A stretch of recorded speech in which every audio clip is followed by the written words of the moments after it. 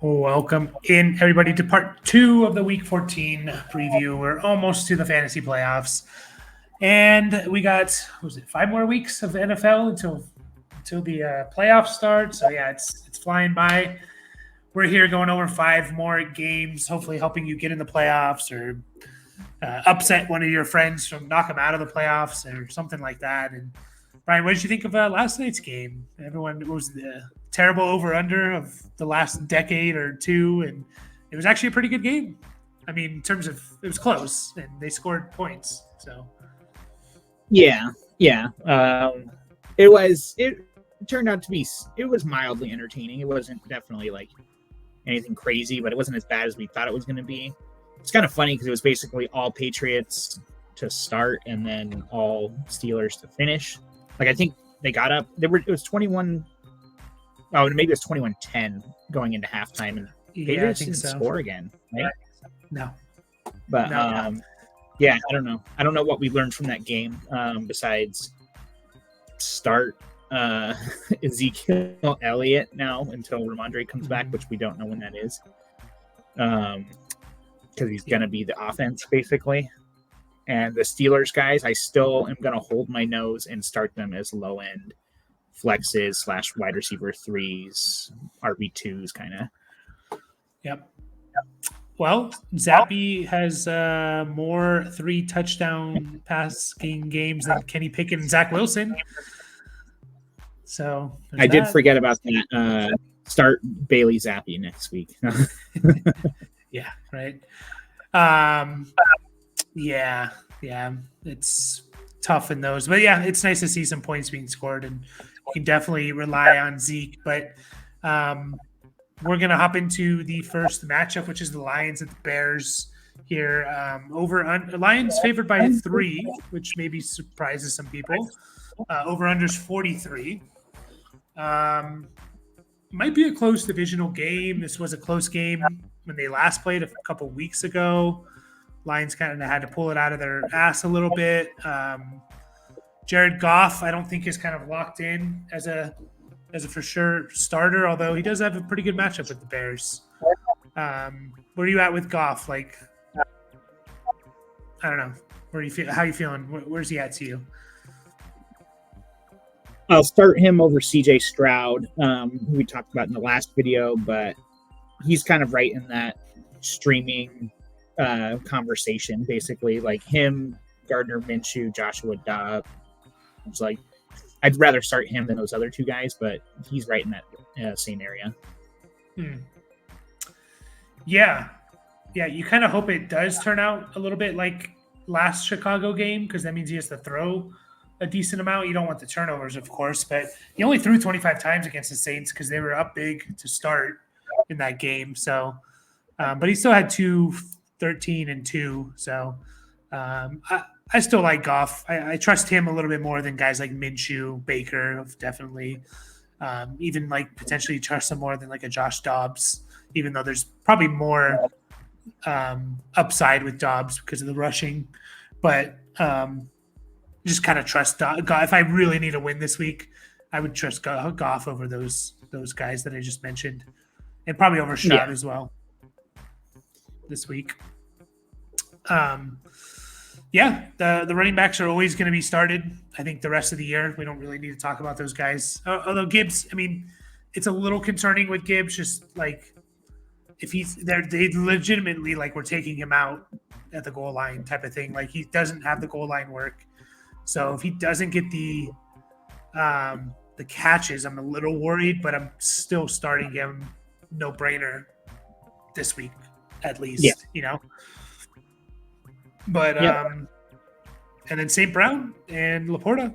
Anyone else on the Lions pass catchers? No, I don't think so. You're not starting Jamison Williams. Like he doesn't get the targets. Like there is the potential for the giant like play. But wait, did he run in a touchdown last week? He must have. Yeah. I'm looking at his line. I'm like, how did he get 10 points with 1 catch for 11 yards? But that's right. Yeah, he ran one in. But no, you're not starting him. I think we can move on. Yeah, I agree. Bears. I still like Fields. I see a lot of people asking, like, Fields versus Purdy versus Stroud. I've seen that one a few times in a couple like discords I'm in and stuff like that. I think I go Fields over all those guys, definitely over Stroud. If you want to start Purdy over Fields, I'm not going to fight you, but I just think Fields. Lions are a really good matchup for quarterbacks. Like Lions have been pretty bad against quarterbacks this year. I went back and looked at it last week, so they're the fourth best matchup for quarterbacks. They've given up over 20 points. 1, 2, 3, 4, 5, 6, 7. 7 of the 12 times. And there was a 19 and a half in there. So essentially 8 of the 12 times they've given up 20 or more points to quarterbacks. Yeah. Sometimes those stats they fall apart a little bit because Justin Fields is not a normal quarterback, kind of, right? Like he beats guys on the ground, which he ran for 104 yards last time we saw the Lions a few weeks ago. So yeah, like I'm definitely starting Justin Fields. I mean, they gave Bryce Young, they gave up almost 21 points to Bryce Young. Like, how? I don't know. And the couple quarterbacks they didn't do it against, like Desmond Ridder in week 3, Baker, they shut him down. Jimmy Garoppolo, he could have been hurt in that game. I don't know. He only had 2 attempts. No, that was rushing. Yeah, he might have been hurt in that game, or he had 126 yards, or they shut him down. And then Derek Carr this last week. And so not quarterbacks. You're like, holy crap, they shut him down. So I like Fields this week over the upside over basically everyone but Hurts, Dak, Josh Allen, Mahomes. Tua and Fields is kind of up in the air to me, to be honest. I'll lean Tua, but I'm not going to argue anyone that wants to start Fields there. DJ Moore. Start. Yeah, no shit. Yeah, he's so much better with Justin Fields. Like, it's like mind blowing. Like the difference, Like, yeah, smash start. Yep, and I want to avoid the running backs right now because I have no idea. And if anyone who tells you who to start does not know what they're talking about, like they're totally guessing, and maybe they'll get right, but it's okay to say I don't know sometimes in life in general, but especially in fantasy football, like I don't know. Like DeRochon played 75% of the snaps the last time we saw this team, and I don't really know why, because I don't think Khalil Herbert was hurt, and they weren't like trailing and they had to pass the ball. It was a close game. I thought I don't know. Foreman got hurt or something. That might have been the game before, but Foreman didn't play that game, but I don't know why Khalil Herbert didn't play. Is I guess where what I'm getting at, like, because it was I don't know, like, are they switching to Roshan? I have no idea. Foreman's going to be back, I think. I would definitely stash Roshan because he could take over this backfield. He's one of the few guys on waivers who's like, oh, he could just take over this backfield without an injury, Yeah. But I'm not starting any of them. No, yeah, don't start any of them. I would say if you have an empty roster spot, stash one out of the 3, whichever ones you can get, and try and see. I don't know. I don't think it's going to be. If it's not Roshan, like, I don't know how good it's going to, like, if it'll ever get past, like, the 3-headed monster kind of a thing. I don't know. Yeah. Definitely something to monitor. And it's a bad matchup as well on top of all that. So, yeah. And then Komet, like, I don't know. He's a top 12 guy to me. Like, if you have, Isaiah Likely or Ferguson or Kincaid, I'm starting those and just thinking of guys like you maybe picked up along the way. Other than that, I think I'm just starting Komet, who's again much better with Justin Fields in. I don't know what he did last time. I know they didn't score a touchdown, but 7 for 43, you'll take that. Oh yeah, definitely. He's easy start. Yeah. I think we can move on. It's a pretty easy game. Yep. Panthers, Saints, over under 37.5. Mm-hmm. Somehow Derek Carr just like keeps coming back from the dead. Like I keep thinking like, all right, here comes Jameis. I'm going to sell him in Dynasty for a 3rd round pick because he's going to start. And then it's like, no, like Derek Carr is coming back, like I don't know. I don't even think he's full practice. So I think he cleared concussion protocol. The rib and the shoulder aren't an issue apparently. Like, I don't know. I'm not starting him either way. Kamara could be RB1 this week against this team, the Panthers. Are you just starting Olave, even though the Panthers are really good against the passing game? Yeah, definitely. Like, 100%. Olave is you can't not start him. Mm-hmm. Yeah, with or without, I think Jameis might even be better for Olave, but either way, you're still starting him. And then I'm probably going to start Taysom Hill if he's healthy. He's kind of on the injury report. Just going to double check what he did today. He didn't practice today, so probably not going to start Taysom Hill. I don't know if he plays. Are you just starting him, or are you worried about, he plays but he doesn't really do much? Probably I will just start him, especially if Carr is out. I will definitely start Taysom Hill because he could see a little bit more in the passing game, even though that's not why we're starting him, I think if he's going to start, then I'll start him. But like you kind of mentioned a few other guys like Likely and Ferguson that you could have gotten off of waiver wires throughout the year or throughout the season. So I'd start those guys over Taysom Hill, just given like the injury concerns. But I don't know. I think he's fine if he's gonna play. Like it'll be fine because he doesn't play the entire game anyways. So they can use him in limited packages, or they do. And so you don't need him to be fully healthy necessarily to do what he does. Yeah. He's my theory or my approach with tight ends is like, if you have Taysom Hill as your tight end, like you can survive a 2-point game. Like your roster is built not around the tight end, right? Like you can survive that because you took him on waivers for the last pick or whatever. And so his value is 4 of the last 6 games. Essentially, he's like potentially, 22 points or 18 and a half points from Taysom Hill is like week winning potential. 15 points from Taysom Hill, 14 and a half. Like those are like, holy crap, I'm doing really well because I got that from Taysom Hill. And if he gives you 2, you're like, I have all these other people that can do it. So yeah, I agree. Start him if he's playing. I don't know why we started with the Saints. That's my bad. Yeah, Panthers are the away team. Over under 37 and a half, by the way. Saints are only favored by 5. I think this might actually, I wouldn't be surprised. I kind of wish I picked the Panthers in our pool. I don't know if you did or not. But. I think the reason you start, I don't remember. No, we probably took the Saints, but I think we kind of did talk about the Panthers because there's like nothing to talk about, honestly. Like that's why we just skipped them. It's like, start Chuba Hubbard and that's it. Mm-hmm. I don't know.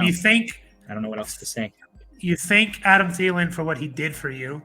There's a good chance you're in the playoffs because of Adam Thielen, because he destroyed the first 6 weeks and he was a freaking late round pick. You probably didn't really get production out of him until maybe week 3 or 4, but so maybe you only got like 3 games out of him, but still you thank him for what he did.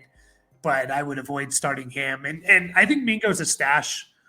He had 10 targets last week. And if I'm just thinking about it from the Panthers' point of view of like, Adam Thielen's not our future. We need to see what we have in Mingo. Let's just feed him the ball and see what happens. I know that doesn't always work out that way, but there's a chance that they might just, transition the offensive coordinator, new one taking over. Like, let's get Jonathan Mingo the ball a little bit. So I think there's that. But yeah, I agree. I think it's Chuba Hubbard and as like a low end RB2 and that's it. Yeah, that's it. And Carolina is the only team mathematically eliminated from the playoffs already. Obviously, that'll change a lot after this week. Well, maybe not a lot, but they've only won a single game, which is kind of funny because I think they won against Houston, right? Which is, one of the surprise good teams. So I don't know, any given Sunday kind of a thing. But yeah, they have no incentive to not involve Mingo, like you said, like rookie connection, see what we got here. Like, he's not going to be lights out or anything like that. So, but it looks like he's trending towards being the number one receiver. And yeah, and don't drop Adam Thielen because that's just disrespectful to the elderly. Right. No, but yeah, no, you don't drop him, but you don't start him. Yeah. And there's guys every year right around this time that, like, you go back and look at, like, who's the highest scoring players from, like, week 13 to 17, and just like, holy crap, like Jerick McKinnon last year, Cam Akers last year, Amon-Ra St. Brown 2 years ago was this kind of player where it's just like, he just came on like week 12 or 13 and like won leagues. Sony Michel, like a couple years, like there's just always guys. And one of them could, what if it's Mingo? You just never know. Like, what if he just goes on a tear? He puts up 500 yards from weeks 13 to 17. Like, crazier things have happened, I guess. So yeah, that's it with that game. We did talk about the Panthers for a decent amount, so that's good for them. Vikings Raiders is the next one here. Over under is 40. Vikings are favored by 3. We kind of already said what we said about Dobbs. He's in that Goff, Minshew, Baker, Stroud range. Like, good matchup. I know he had a horrendous game the last time we saw him, which is probably why people are going to shy away from him, but it could just be a bad. We wrote him off earlier in the season, and then he came back and he's been a top 10 quarterback this year. For the most part. So I still like Dobbs, like over like Stroud, but are you right? I know I've asked you already, but you're there. Yeah, for this week for sure. Obviously. Yeah. Justin Jefferson is back, so congratulations, all those. If you guys are in the playoffs and have Jefferson, that's really good. You're starting him. And then Addison, where are we at with him now? I think I want to fade Addison this week. Just see how it all plays out with Jefferson, Hawkinson, Dobbs, and Addison on the field together. Yeah, which we obviously haven't seen yet because Jefferson's been gone for so long and Dobbs is relatively new to the team. So yeah, I think I don't have a problem starting Addison because we don't know what it's going to be like. Obviously, Justin Jefferson automatically becomes the number one again on the team. You can shy away from him, but I mean, he's been good while Jefferson's been out. I mean, not like lights out, especially like his last 4 games. But like bench him if you can, but wide receiver number 3 kind of a thing. Yeah, potential boom potential. There's boom potential there. So, yeah, and Jefferson's going to pull coverage off of him too. So we've seen that happen before, where it's like, oh, the number 2 is better with the guy in front of him actually healthy, because they get the softer matchups with the cornerbacks and stuff. Yeah. Agreed. Where are you at with Madison, who's you look at his last 3 games before the bye, nothing more than 7.3 points. It was his highest game in the 3-game stretch in half PPR. He's still getting touches like 10, 18, 8, catch here or there, but are you wanting to bench him? And should be a good matchup, like him or Chuba Hubbard. I think I'll lean Madison there. Dillon, AJ Dillon or Madison? Yeah, just get especially. Sorry, what's that? AJ Dillon or Madison? I'll probably start Madison because Jones is back to practice this week, and obviously if he plays, that'll push Dillon down a little bit further. And it's a Monday night game. It's Green Bay, so I'll just take the points with Madison on Sunday and not really worry about it. Mm-hmm.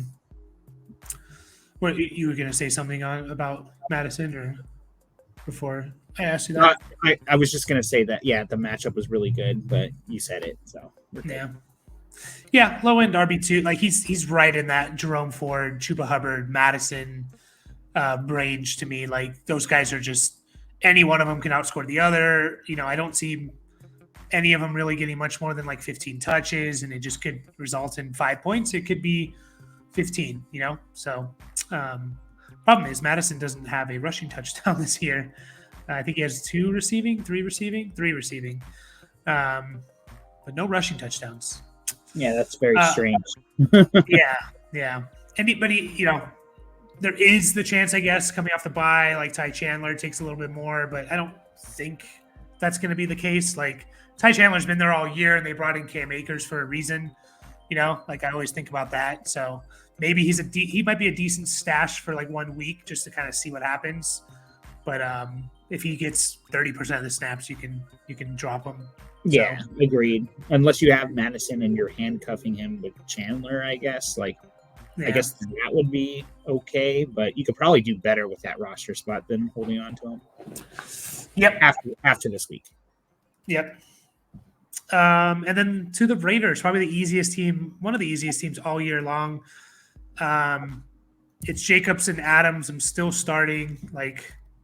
Adams is going to have he's going to have the Garrett Wilson kind of like cap on him. You're not going to get a top 5 Devontae Adams, wide receiver season, but you're hoping to get majority of the targets, and you get 80 yards with 7 catches and, and a touchdown or something. So here and there. So I'm still starting him for that reason. Jacoby Myers, I think he had a good game last time. I know they were on a bye, so it's were they on a bye? Yeah, they were on a bye last week. He did have a good game against Kansas City. I think he's down in that Drake London range where it's like, he's on the field, he plays, and yeah, we've seen him be good, although that was mostly with Jimmy Garoppolo. So definitely not a must start, far from it, but low end number 3 wide receiver, I'd say. Yep. If he has another good game, he'll bump up into like a pretty easy 3 wide receiver league start. Yeah.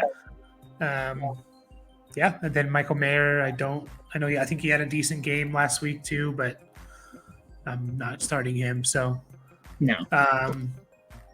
Easy enough. 2 more games here. We got the Seahawks at the 49ers. Brian, are the 49ers the best team in the NFL?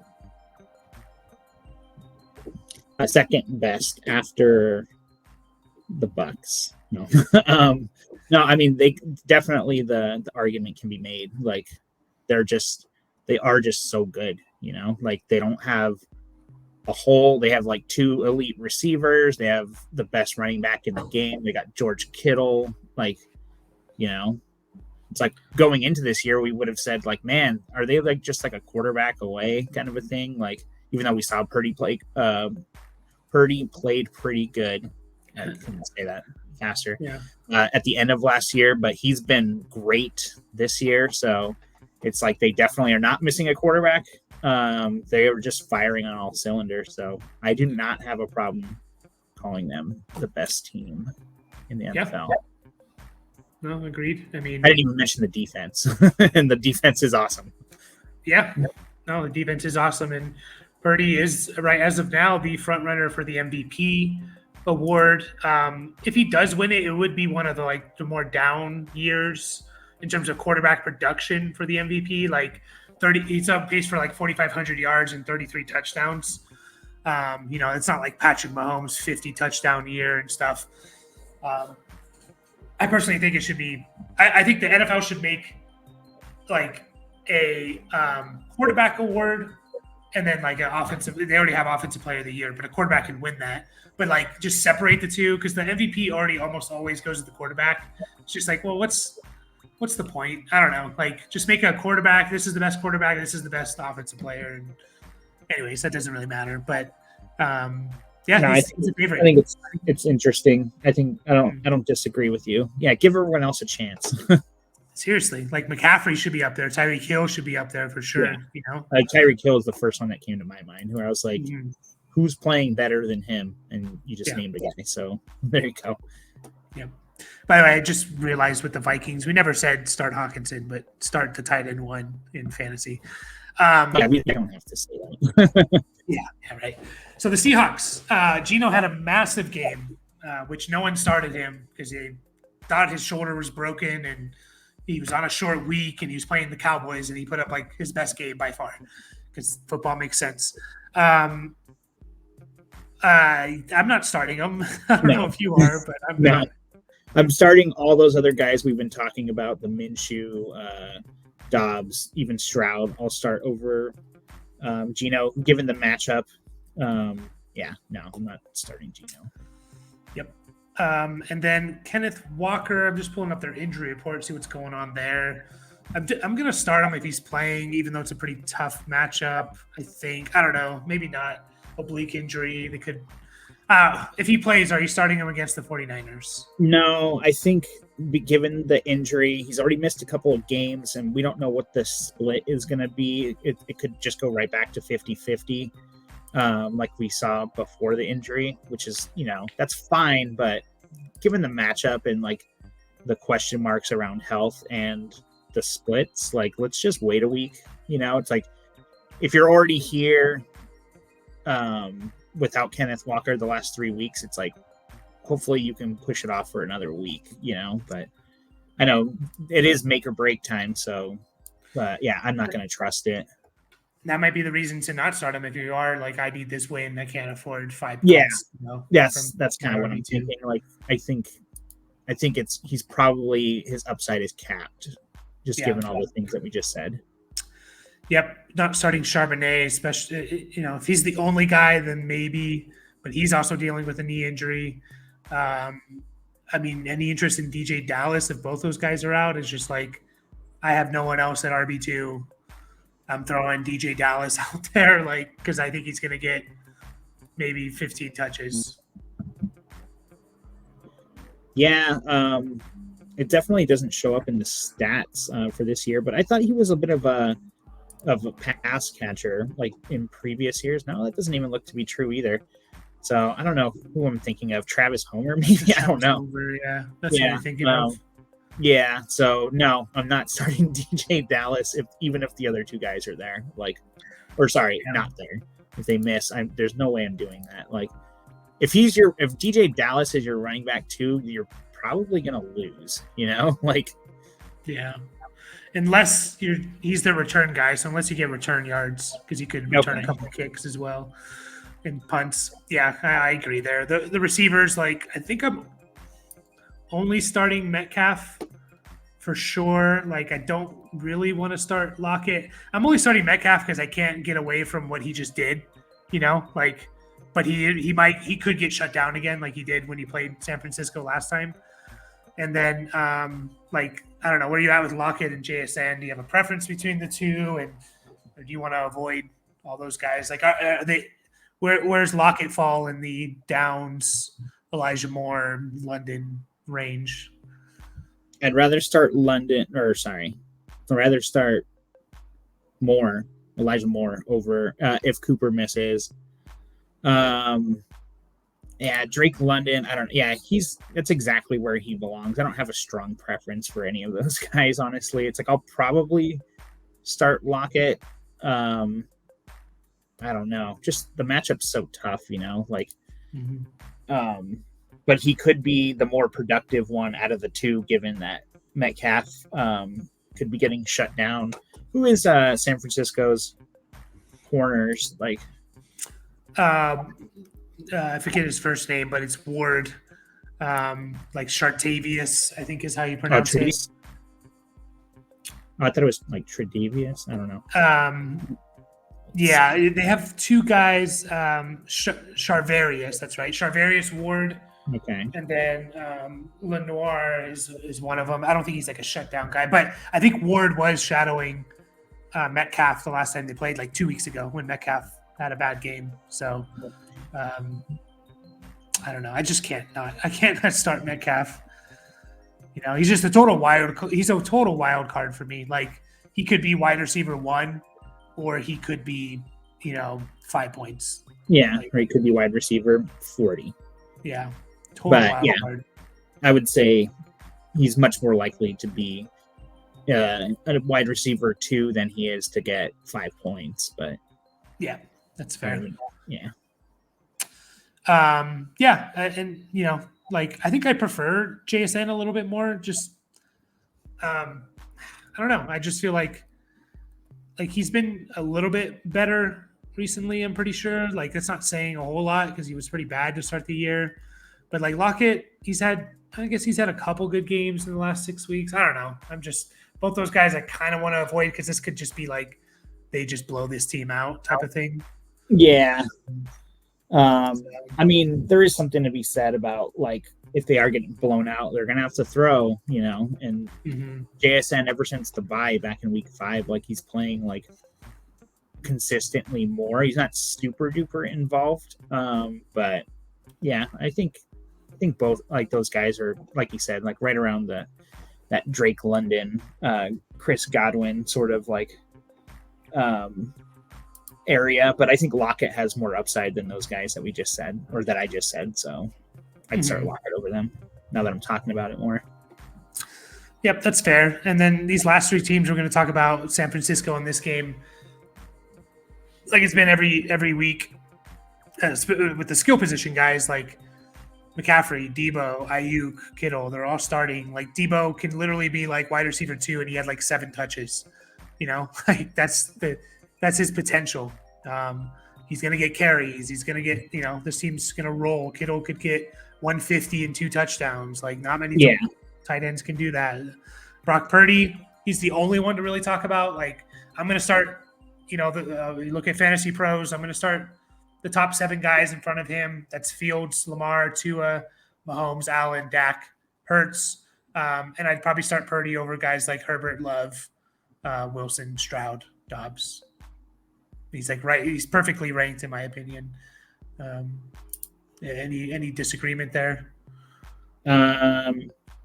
No, not really. I mean, I think you could make the case for Herbert, but I don't feel that strongly about that. I mean, I don't know. I think Purdy's he's just got too many weapons around him to not be good, even though we have seen him not be good. But he actually wasn't good against Seattle 2 weeks ago. But he's probably not killing you. Well, this is 13.5 points, and I know I always look at our sleeper, like when I'm looking at like individual teams and stuff. So I know my scoring can be off a little bit because our settings are a little unique. But that is 6 point per passing touchdown. But so yeah, he could be bad, but I don't know. I don't see how you're sitting him. Yeah, I mean, in 4 point, I believe is what Fantasy Pros shows. And even if it's not, I guess it doesn't completely matter. But anyways, it's 4 of his last 5 games have been over 20. 2 of those over 25. So, yeah, I'm going to start him in this game that I think it could be a shootout like we saw with Dallas and the Seahawks. And then Bills Chiefs is the last game. Over under of 49. I think it's the second highest this week. Who do you think wins this game? The Chiefs. I mean, Buffalo just hasn't looked quite right for a little while, well, not for a little while, a lot of the season, but I think they're just frustrating because the Bills are, because we know how good that team is, or like can be, kind of a thing, Yeah, I think Kansas City though is the pick. Who did you pick? I picked the Bills just for, strategy wise in terms of the pool, but also like if the Bills are going to make the playoffs, which I still think it just feels like they're going to. This is a game they kind of have to win, so it just feels like one of those like, are the Bills really going to go out this way? Fall like a game under 500 or 2 games or whatever it is. They could still make the playoffs without this win, but it'd be a lot harder, obviously. I don't know. Like we talked about the Bills and maybe not looking completely right. Like the Chiefs, kind of the same. Like I know their defenses look good, but it's just their offense doesn't look right all year long. They're just not the Chiefs of the last few years for sure. I mean, we have 2 of their last 3 games under 20 points. 21.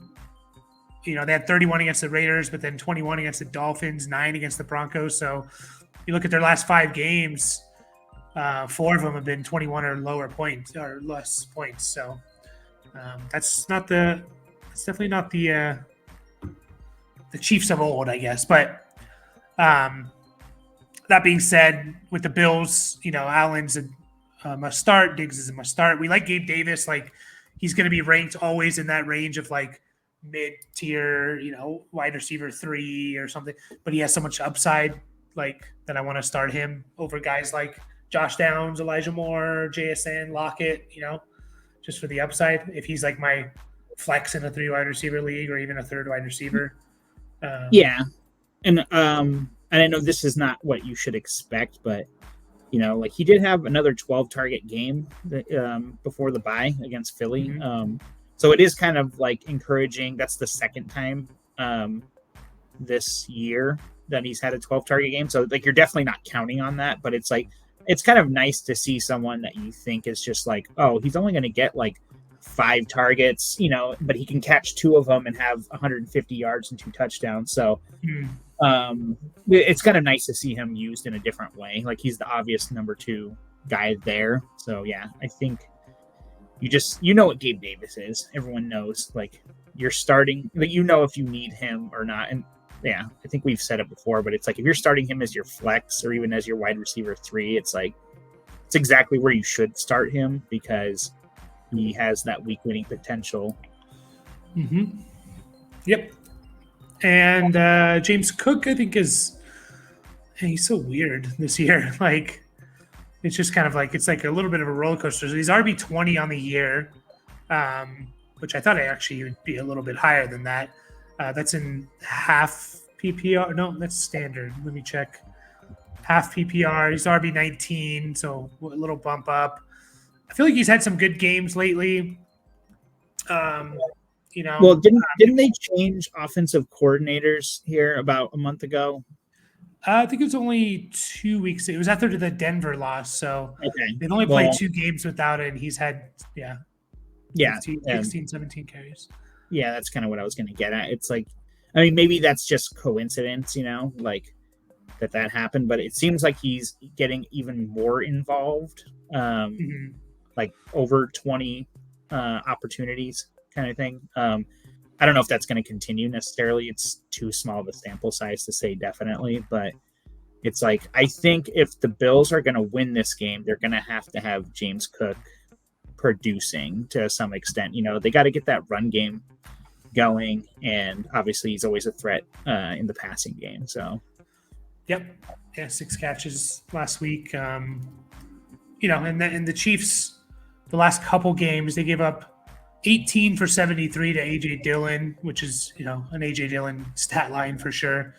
But I mean, you'd be happy with that from Cook with 4 catches, potential of a touchdown. And then Jacobs, they gave up 20 for 110. DeAndre Swift had 12 for 76. So they've given up some yards the last 3 weeks, even though they were pretty good before that. I think he's an RB2 this week. And Kincaid, are you worried about Dawson Knox coming back? Dalton Kincaid? No, not yet. I'm not going to be worried. Like, I mean, it's definitely something you got to keep an eye on. Like, pay attention. Knox is questionable to play this game, but he is off.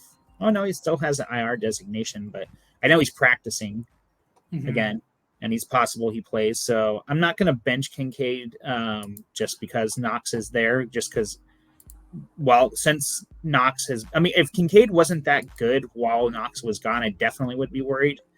But he has been good. Like they're using him. I don't know if they can just put him back on the shelf because Knox is back necessarily, but definitely pay attention to that split and usage this coming week.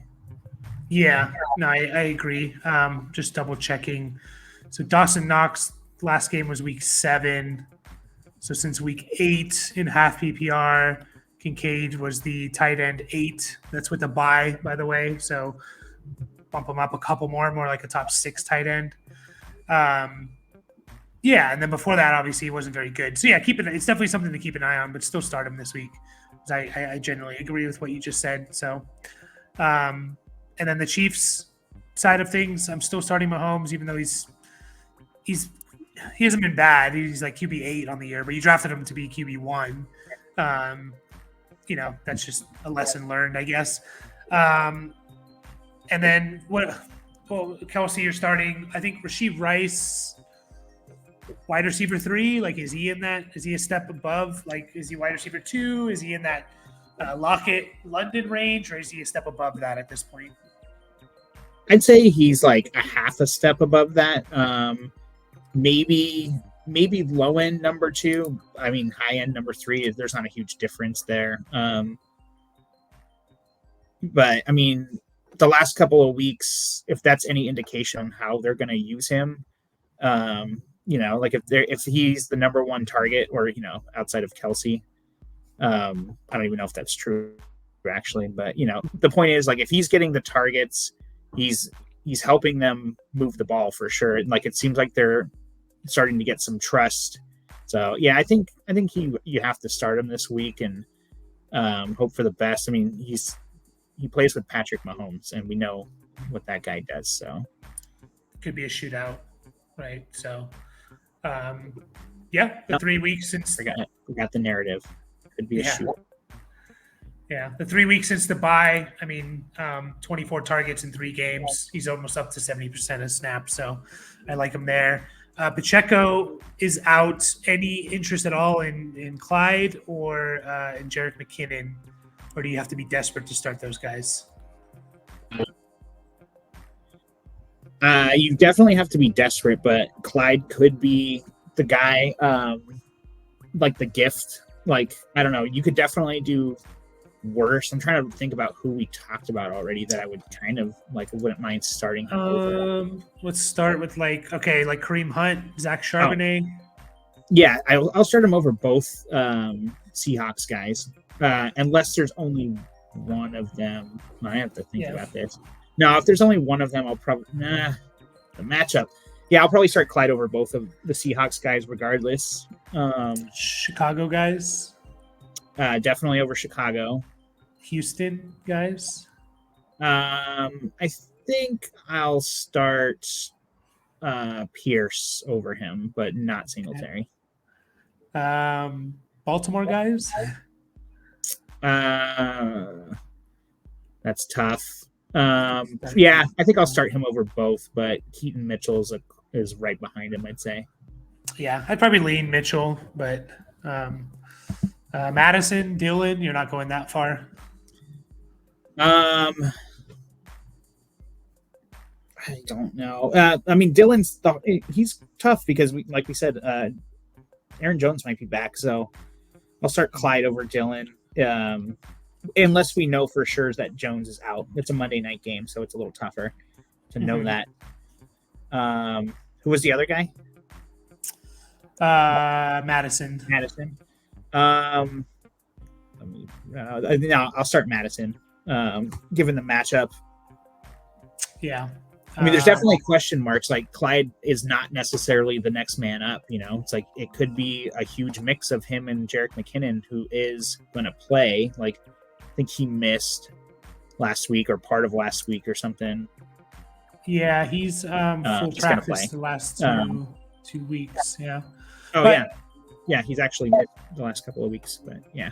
Yeah, he's missed a couple of weeks. But the thing with McKinnon is, like, I mean, when he was on his run last year, he did have 10 carries in the game, but he was more like 5 or 6, Yeah. So I'm just thinking, like, if McKinnon is there, it probably limits Clyde's upside because he will probably be the third down back, as opposed to if McKinnon didn't play, Clyde would be a 3 down back, meaning he will be in on all downs basically. So, not a smash start by any stretch, but I think he could be the gift that the waiver wire gives you this week, just for this week. Well, I guess Zeke was, but you know what I'm saying. Yeah. Yep. And Bills are a pretty good matchup for running backs. So, and their passing game's not all together there. I don't know what the weather's going to be like in Kansas City. That could play into it a little bit. So I don't think it's terrible matchup there. So I think that's it with this game. Yeah, it looks like it's just going to be cold in Kansas City. No chance of rain, no wind, basically. So okay, so yeah, we are done with that in this video. So we'll be back, either us or me or Dad. We'll see, but we got 4 more to go over. And any last words, Brian? No, go out there and win your championship. I thought we got through this video like relatively quickly, and then we spent 20 minutes talking about the last 2 games. Like, it was just kind of like, wow, we're gonna get in like under half an hour. But I don't know. How do you not talk about Seahawks, Niners, Bills, Chiefs? You know, I know, even though they seem like easy players, like start them. But anyways, we'll finish up there, and we'll catch you guys next time.